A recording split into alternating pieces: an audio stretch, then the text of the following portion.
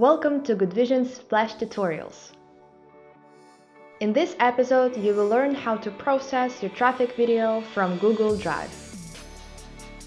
Let's log into GoodVision Video Insights.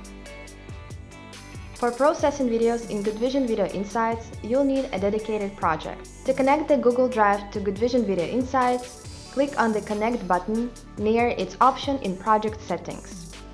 As the next step, you will be redirected to Google Consent screen, where you will be asked to grant us a read-only access to your Google Drive files. Right after the access is granted, the Google Drive preview will open in the GoodVision app, where you can select the root folder you want to work with.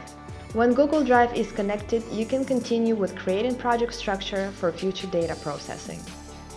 Fill in the data source name, choose Google Drive as a source tab, and the appropriate device tab. When the data source is created for your video footage, you can continue anytime with sending the video for processing to the data source. This dialog allows you to review or adjust the video parameters.